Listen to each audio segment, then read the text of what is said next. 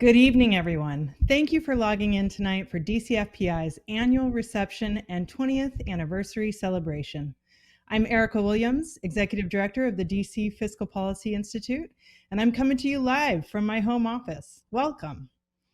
I am amazed and energized by all that we accomplished together this budget season for a just and equitable recovery, and the big wins that your partnership and support helped make possible.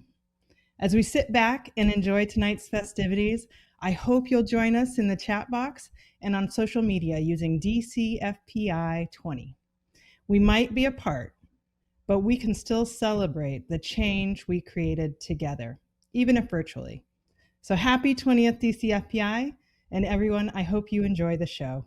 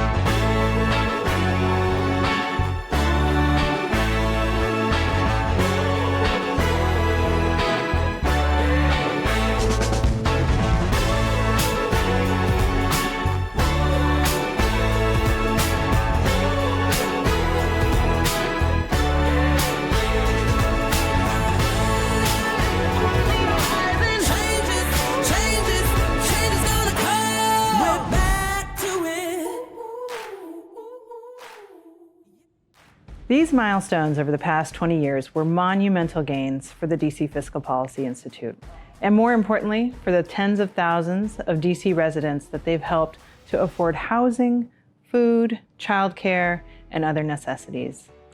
Thank you for everything you did, big and small, to help make this vital work possible.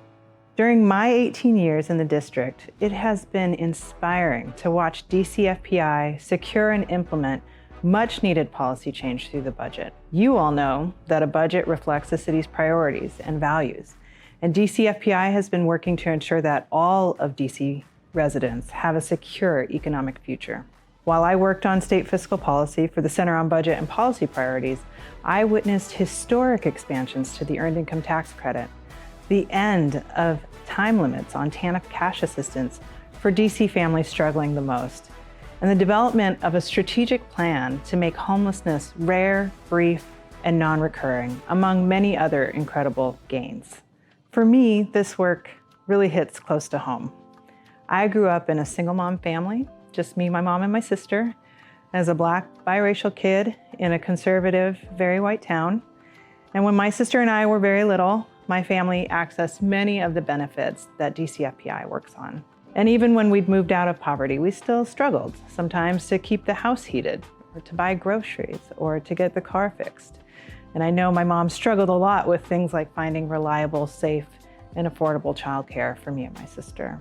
And she just carried the stress of making ends meet. I saw the many sacrifices she made for us and the things she put up with to ensure that our needs were met.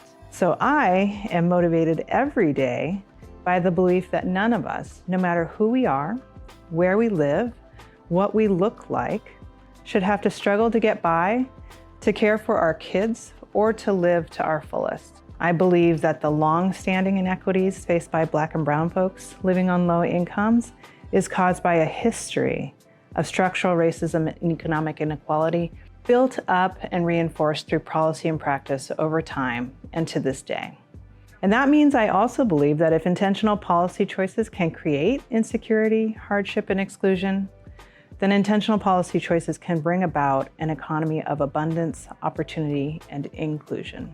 The budget season we just wrapped was my first as DCFPI's new executive director.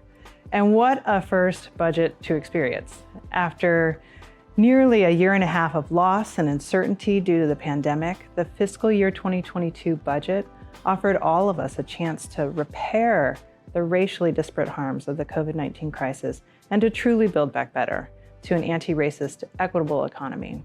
And because of the advocacy of DCFPI, many partners and DC residents, the Council met the urgency of the moment.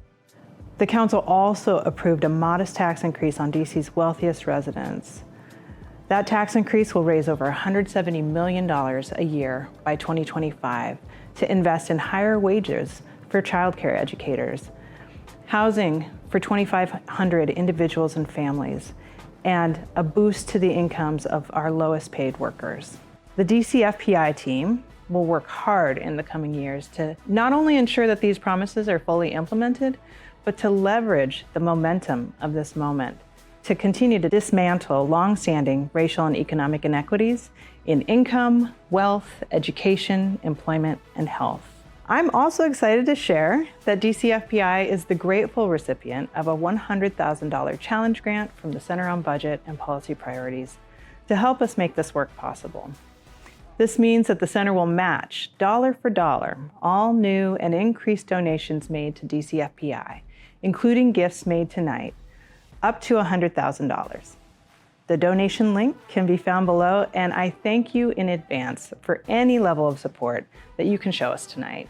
From the bottom of my heart, thank you for showing up tonight, for lending your support, for bringing us to our 20th anniversary, and for working with us throughout the year.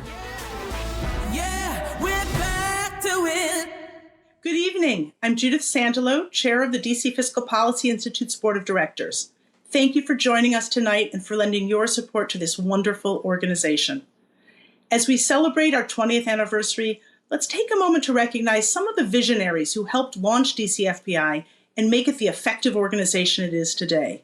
Friends like Iris Lav, Ruby Coles, the late Liz Davis, Marianne Stein, Alice McWilliams, and of course, Ed Lazier, just to name a few of the many partner advocates, community leaders, and funders who work with us year after year to ensure that the DC budget reflects our priority to build widespread prosperity and thriving, equitable communities.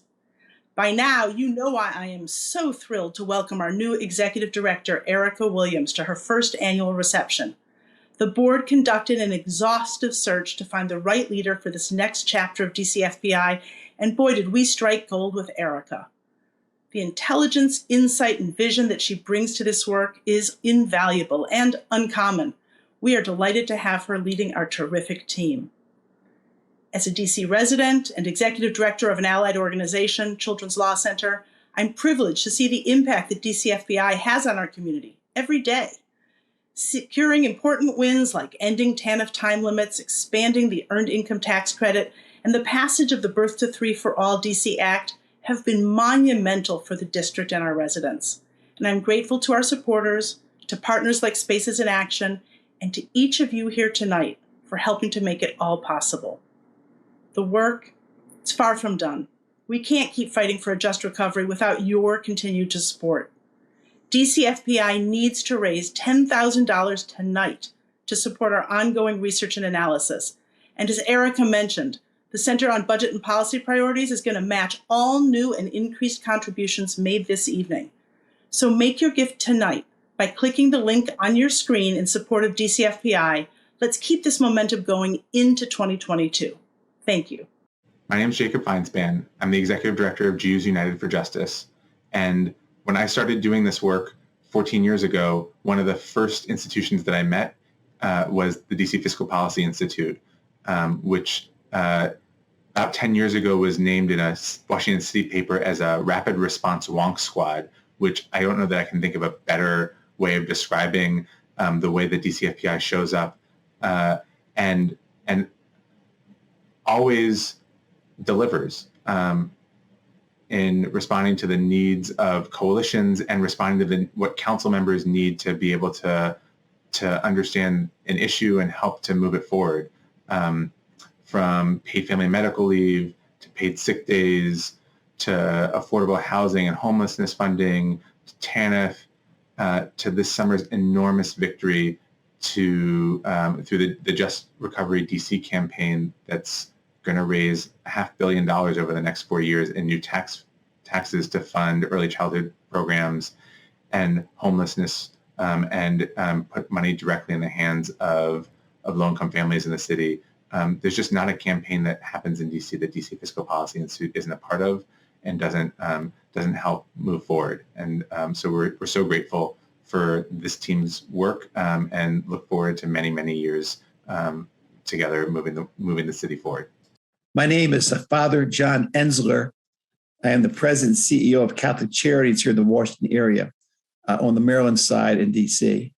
I am thrilled to be able to add a very short message in honor of the DC Fiscal Policy Institute and what they have done to help all nonprofits who work with the poor, with the vulnerable, with the homeless, with those who are in need of work.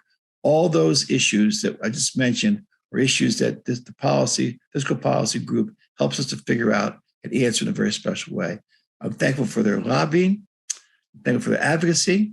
I'm thankful for the way that they assist us in doing good things for others and for giving us true facts, figures, and background that allows us to speak openly and to speak without question the truth about these issues that affect our city today. 20th anniversary, congratulations. Wish I could be with you, but to say all of you congratulations on a great night and a great evening and many more years to come. God bless you all. And thanks for the work you do. On behalf of all the nonprofits, you are superstars, which you bring to us here in Washington, D.C. area. Thank you. DC Fiscal Policy Institute. I'm at-large council member Robert White, and I want to congratulate you on your 20th anniversary. Because of your work over the past 2 decades, the city gets closer and closer to being the type of place that we want it to be. A city that is more fair and equitable. A city that is welcoming to everyone. I thank you for the research that you do, for the data that you provide, that help me and my colleagues do our jobs better, and that frankly holds our city accountable. Keep up the great work, and I look forward to your work over the next 20 years. DCFPI is thrilled this evening to be joined by Spaces in Action, or SIA. LaDawn Love is the Executive Director of Spaces in Action. So LaDawn, thank you so much for joining us this evening and for working with us so closely. So LaDawn, tell our audience a bit more about Spaces in Action and your work with the community. Sure. Well, first of all, thank you for allowing us to be a part of the annual celebration of DCFPI. We have and continue to rely on DCFPI to support us in analyzing public policy. The briefs and access to public policy experts are priceless and appreciated. Now, who is SCI or SIA, which in Swahili means first sister? We are a local grassroots group that works to build community and collective power that takes action. We build community through listening and connecting and creating a narrative that speaks to the values, pain, and most importantly, the bold vision for change. We are 3 years old. Yes, that is a toddler in movement years. We center our efforts on building the capacity of leaders in the community to tell their stories and to take collective action. Like you said, our base is Black, Brown, and immigrant. We build campaigns that are community-centered. We want to engage those who are most deeply impacted because the goal is to create an equitable society that allows people to have access to healthcare, childcare, the child tax credit, holding the Federal Reserve accountable for their full employment mandate. And we work to educate the DC community about health programs that support families from prenatal to the age of 3. And we stand in solidarity with organizations that focus on access to affordable housing and a pathway to citizenship. So, tell us why Spaces in Action decided to join the Just Recovery DC camp. Well, first of all, DCFPI gave us the call. So when you're welcome to a space with you all, we want to be there. And then in addition to that, a space was created for organizations that work on an array of issues to come together, stand together, and take collective action. We are all about reclaiming our power. And this is a space where that happens. There were big wins. $170 million, $70 million going to pay parity for early learning educators. This wouldn't happen if we were just focusing on one issue. We had to bring the different issues together and have a platform that was really about creating equity for the community. So that's why we did this. Stronger together. That's right. For real. So how is DCFPI important to your work? So one is the fact that you, as a Black woman, are the executive director. And to me, that's an inspiration. As a Black woman myself running an organization, it just gives me a boost of confidence of what we can achieve. And then secondly, the staff, your team is so accessible to our organization and to the community. The materials that are created through the organization are people-friendly, are user-friendly, are easy and accessible to read and to share with others. It takes convoluted text and make it people talk. And I actually feel that that's a unique skill that DCFPI brings to the movement that even national organizations don't always do. How can folks out there watching, folks in the community, support Spaces in Action and the critical work y'all are doing? Okay, so first, thank you again for giving us this space to be here with DCFPI and celebrate. So one is by supporting your organization because you help us, but also supporting our organization directly with monetary donations. And we also encourage folks with particular skills, and there's folks who want to volunteer to gain skills to work with us. And because we need community expertise. And expertise is not always by degree, it's by experience. The other thing is that we have some positions open. So we're looking for a director of organizing and a community organizer. And folks who want to learn more about that can email me at ladon@spacesinaction.org. And then in addition to that, the support that will be given, whether it's volunteering or monetary, would help us to further develop and build our campaigns.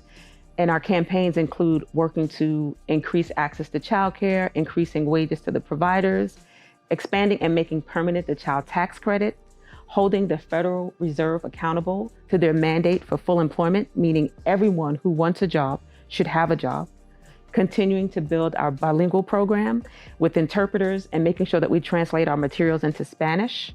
And in addition, creating learning opportunities for creating stories and narrative using art and culture. And that's very important in how we deliver our message. And finally, there is no movement without music and no culture without art. Remember, we are powerful. We are powerful. And we are working to do this work to reclaim our power. Thank you to LaDon. So critical to reclaim our power, to hear voices from all across the city and have that be part of policymaking. thank you and Spaces in Action and your entire community for the way you showed up for the Just Recovery DC campaign, for the Under 3 DC Coalition. And I encourage everyone here tonight to show their support for Spaces in Action, just as you are for DCFPI. Our goal is to raise at least $5,000 for Spaces in Action tonight, and DCFPI has pledged $2,500 to get that started. Another partner has committed another $1,000. So please join us by making your gift tonight for Spaces in Action at spacesinaction.org. We are so grateful to count on LaDawn and Spaces in Action as a partner and friend. Thank you.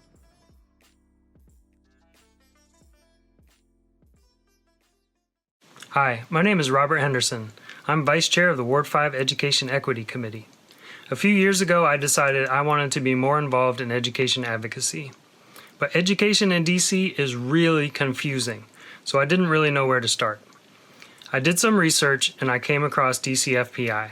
I found out they were having a briefing on the education budget at the Wilson Building, and I signed up. And that was the first time I began to understand just how important the budget and the budget process is for attaining equity in DC education. And since then, DCFPI is the first place that I look for analysis on the budget and broader education issues. Anytime something comes up, I go and I look and see, what does Quabila Huddleston have to say about this topic? I've learned so much from her and from others at DCFPI over the past couple of years, and I am so thankful for the work that you do, which allows me to do the advocacy that I do. And I want to congratulate you on 20 years and wish you many, many more. Thanks. On behalf of Miriam's Kitchen, I want to congratulate the entire team at DCFPI on reaching their 20th anniversary. Over the past 2 decades, the work of DCFPI's dedicated and brilliant staff have markedly moved the needle towards justice and equity in DC. We're particularly grateful for DCFPI's leadership on this year's fight for tax justice and the resulting historic budget wins that will end chronic homelessness for 2,400 individuals. Thank you for your tireless work to ensure that all of our neighbors have the housing that they need to thrive. Happy anniversary, DCFPI. We are such fans of your entire team and of the work that you do. Your expertise and content knowledge has made such an impact on our city. We're so lucky to have you in our community, and your work is truly unmatched. Thank you for all that you have done and all that I know that you will continue to do. Happy 20th anniversary. Hi, I am Ward 6 Councilmember Charles Allen, and I want to congratulate the DC Fiscal Policy Institute on their 20th anniversary. As I think about it over the last 20 years, DCFPI, they've changed the way we have policy conversations in DC. I think many long-held assumptions about the best way to build a fair, strong, and resilient city have been debunked by data and research that have helped inform and shape our public policy conversations. DCFPI has done a wonderful job of centering your advocacy and I think recentering our lawmaking process around our neighbors who are most vulnerable to the law, most likely to feel the brunt of an unjust law, and more likely to benefit from a more equitable one. Just a few months ago, I helped lead the council effort to make a very modest and reasonable increase for our highest income earners to help fund some truly substantial needs facing our entire community.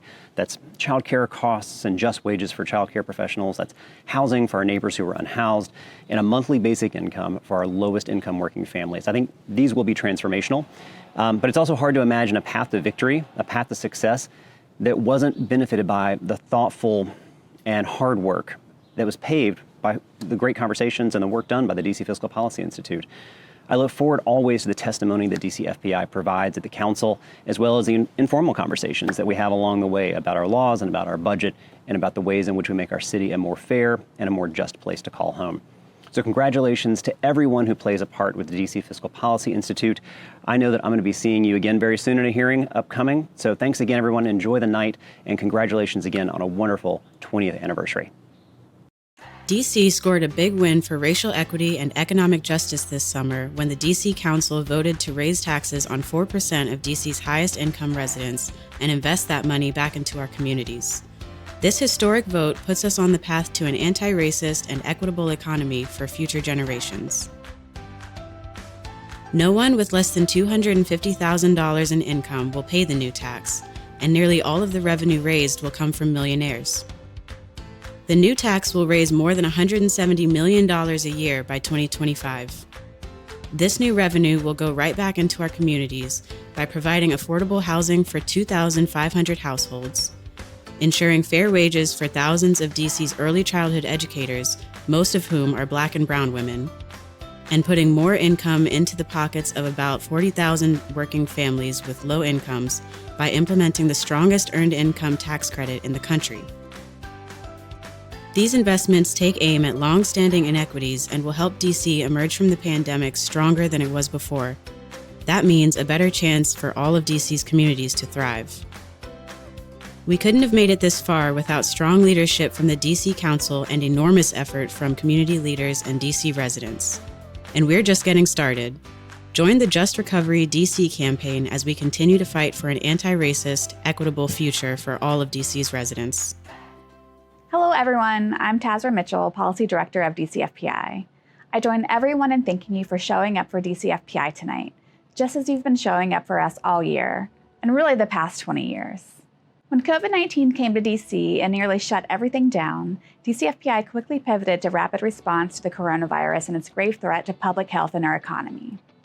One of our biggest priorities was, and continues to be, protecting residents from eviction and moving people who are unhoused into safe housing. We also worked closely with our coalition partners to advocate for economic protections to be included in emergency legislation. DCFPI highlighted the disproportionate health and economic harm of COVID-19 on Black and brown communities. We urged district lawmakers to address the damage and suffering the pandemic caused, first in their emergency legislation, and then again in the DC budget for 21 and 22.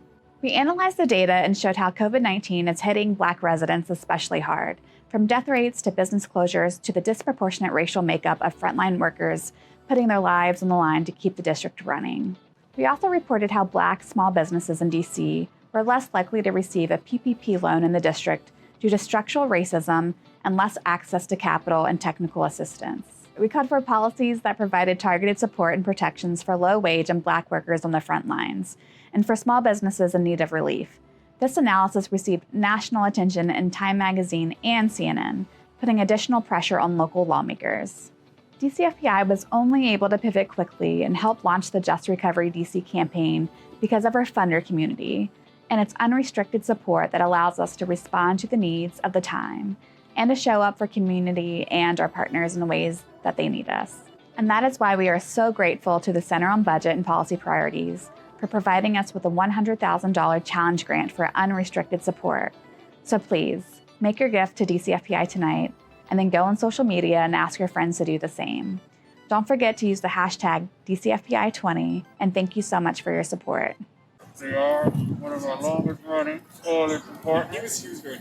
They're very instrumental in helping us get the unprecedented resources that we have this year. So we want to thank you for that. Always are looking forward to your budget briefings and budget analysis to help us formulate what we want to ask for from the perspective of lived experience.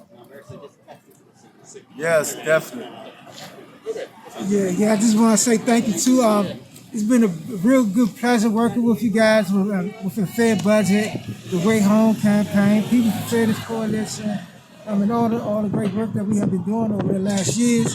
And I'm just really happy and really glad to be working with you guys. And I'm looking forward to the future and see what the future holds. Yes.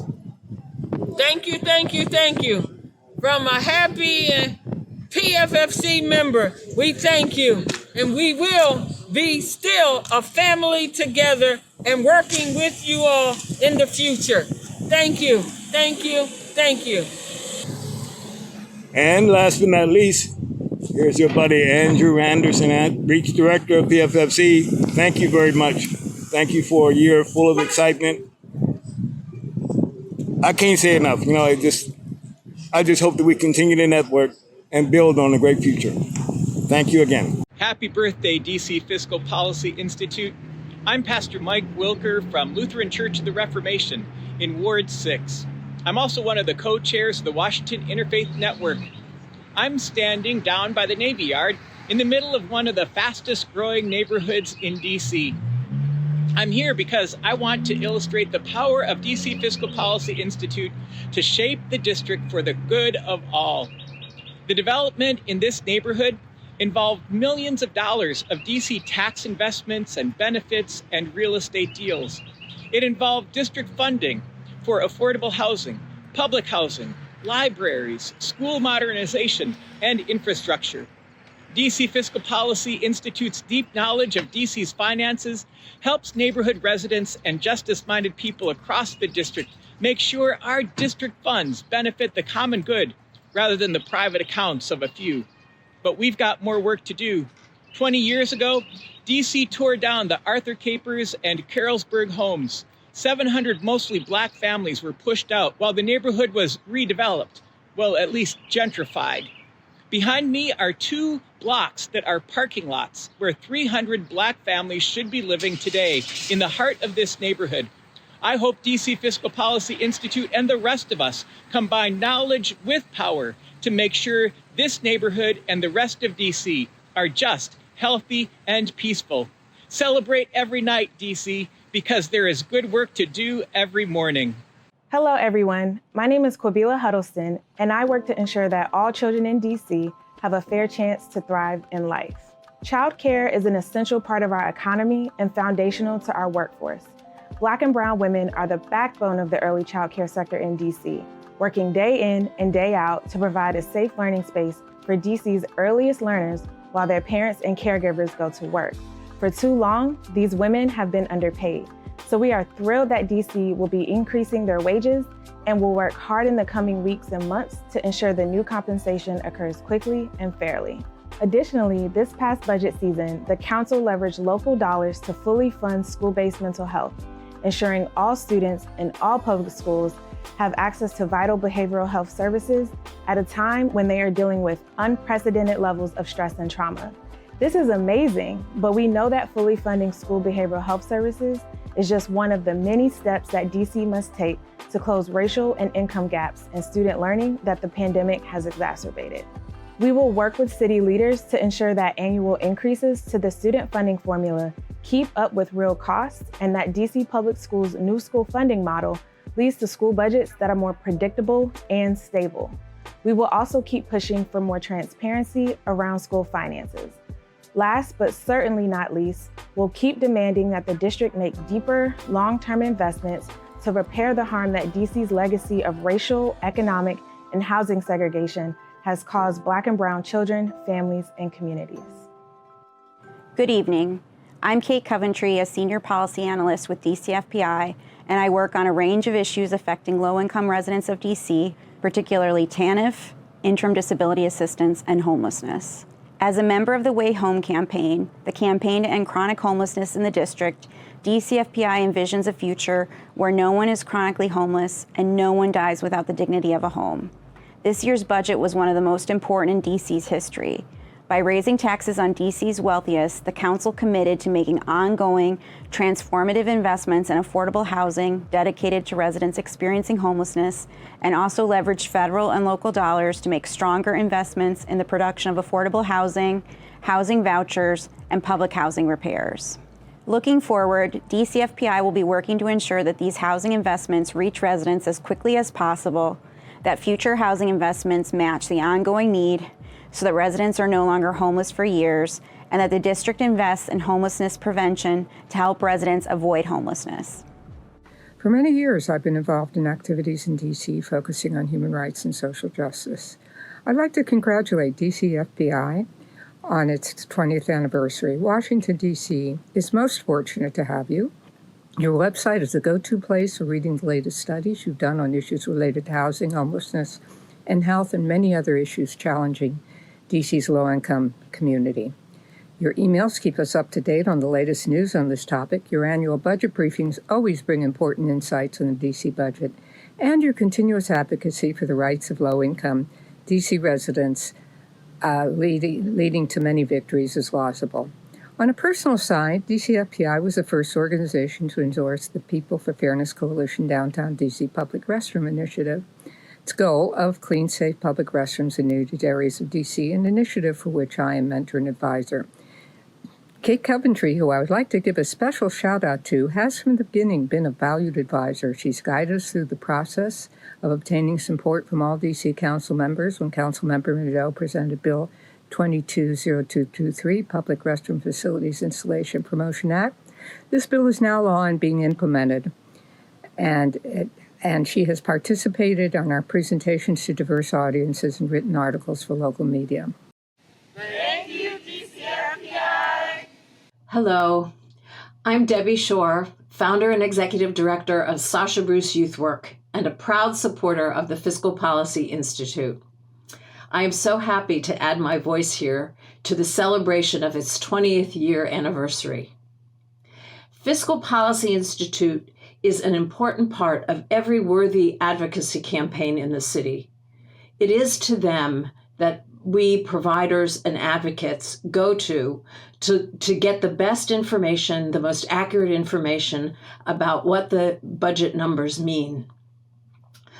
But Fiscal Policy Institute not only provides the most reliable analysis of the budget, but does so with an equity lens, always reminding of how the budget impacts the least among us and the path towards a more equitable distribution. I'm so grateful to the staff who I have worked with, who have helped in the youth homelessness campaigns we have done, in any and all of the campaigns in the city. They are so knowledgeable of the process of budget development and maintain excellent relationships to the key people within the government. Congrats to the Fiscal Policy Institute, its staff, and here's to 20 more years. All the best. Hi, this is Kelsey from the Fair Budget Coalition wishing DCFPI a happy 20th anniversary. Happy 20th anniversary, DCFPI. Good evening. My name is Donnie Crawford, and I'm a senior policy analyst at DCFPI. An estimated 15,000 mostly Black and brown workers across the district were excluded from federal pandemic assistance and unemployment benefits because they either work in the informal cash economy and/or are immigrants who are undocumented. These workers include street vendors, domestic workers, sex workers, and day laborers. But thanks to advocacy efforts led by excluded workers themselves and supported by organizations like DCFPI, excluded workers will receive $41 million in the coming year. Excluded workers ask for $200 million as a partial replacement of lost wages, so the $41 million secured is important but not enough.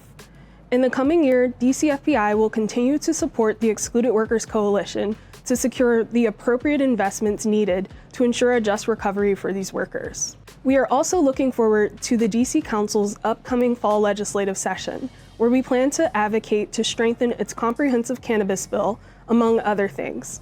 Currently, DC's lack of statehood means that Congress can and has prevented us from exercising the right to fully develop our own recreational cannabis industry. But the Council has signaled that it will move forward with hearings this fall to plan for what our industry will look like once congressional interference is eliminated. DCFPI has developed and will advocate on 3 principles to guide DC's path toward the complete legalization of its recreational cannabis industry, with a reparative focus on Black and brown communities most harmed by criminalization and the failed war on drugs. These principles are to 1, address historic and current harm, including protecting cannabis consumers from employer discrimination, 2, design a cannabis industry that fosters racial inclusion, and 3, devote cannabis tax revenue to build community wealth. We hope you'll support and join us in our many advocacy efforts this fall. In the midst of a recession that has thrown many workers into economic distress, we are thrilled that the new budget ensures that workers with low and moderate incomes will get to keep more of their earnings through a stronger earned income tax credit, which is once again the strongest local EITC in the nation. The EITC is a refundable income tax credit that helps people who work but earn low wages by putting money back in their pockets. The strengthened DC earned income tax credit will benefit more than 40,000 working families living on low and moderate incomes, and will be paid out monthly as a basic income to smooth out families' finances. Paired with the budget's increased affordable housing production, tenant-based vouchers, and higher wages for early educators, these investments represent a major step forward in addressing long-standing inequities that disproportionately harm Black communities in the district. Moving forward, we will work with our federal allies and DC lawmakers to ensure that converting the EITC refund to monthly payments from a lump sum does not cause these working taxpayers to lose food or housing assistance. Also, extensive outreach will be critical to providing notice to families that their EITC refunds will be monthly going forward and ensuring that the strengthened EITC reaches all eligible residents. And that's just a taste of what's to come. We'll also build on our just recovery for a just future, where we repair the harms of historical racism, dismantle barriers to employment and income for young Black and brown workers, build community-driven housing stability, ensure health and opportunity in neglected areas of the city, pursue DC statehood, and more. We're aiming for big transformative change, and to make it possible, we need your continued support. Use the link on your screen to make your gift to DCFPI, and please consider becoming a monthly donor to support our work towards an equitable DC throughout the year. Aren't they great? It is so much fun to work alongside this amazing DCFPI team. Thank you to our 20th anniversary sponsors whose early contributions helped to make our mission possible. I hope all of you will join them right now and help us collect our $100,000 matching challenge from the Center on Budget and Policy Priorities. Thank you, and stay safe.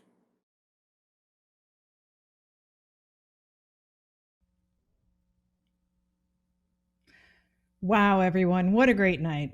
Thank you for joining us, for tweeting, for leaving your comments, and for making your gifts. I also thank you for your extra gifts to our partner Spaces in Action. The urgency of the moment calls for bold solutions and quick action, and I am so proud that DCFPI is equipped to help lead this work with each and every one of you. So please make your personal gifts to DCFPI tonight, because it takes all of us to do this work. Good night, everyone, and I hope to see you soon.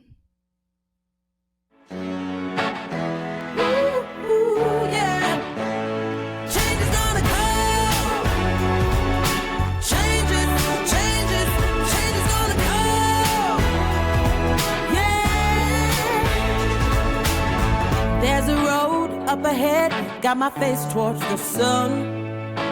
'Cause I believe that one day change is gonna come. See it through to the end, find the strength to carry on. I believe we'll rise above, change is